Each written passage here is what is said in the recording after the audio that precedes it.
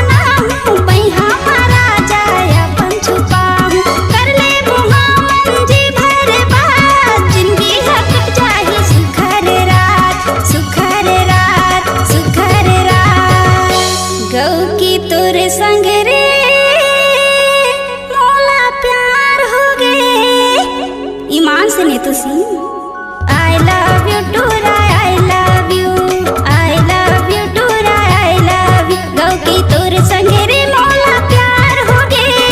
I love you टूरा, I love you, I love you टूरा, I love you.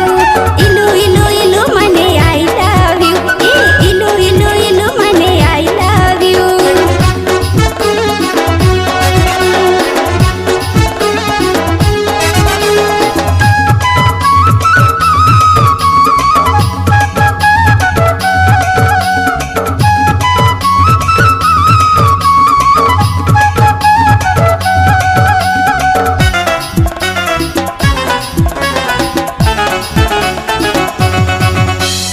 Delhi Madras Calcutta घुमा हूँ, बॉम्बे के टाकिज में सिनेमा देखा हूँ, इलाहाबादी कुल्फी खावा हूँ, ब्यूटी पार्लर में तोला ले जाऊं।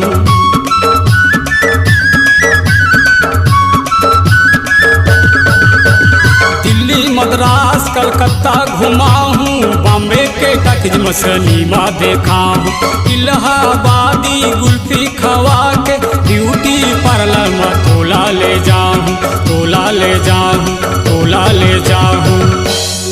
गौ की तोर संग वो मोला प्यार हो गए। I love you टूरी, I love you, I love you टूरी, I love you। तोर संग वो मोला प्यार हो गए। I love you टूरी, I love you, I love you टूरी, I love you। इलू इलू इलू मने I love you, इलू इलू इलू मने I love you। गौ की तोर संग रे मोला माया हो गे। I love you टूरा, I love you, I love you टूरा, I love you।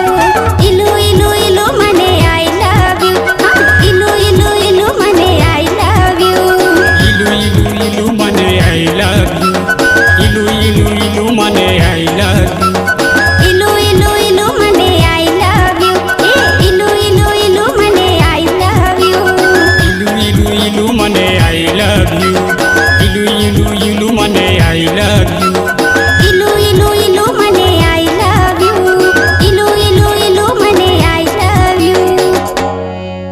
अगर आपकी आवाज में है दम और आपकी आवाज को एक नई उड़ान देना चाहते हैं तो चले आइए एमएस रिकॉर्डिंग स्टूडियो कॉलोनी मोड़ सी पर। हमारा संपर्क नंबर 8085470039।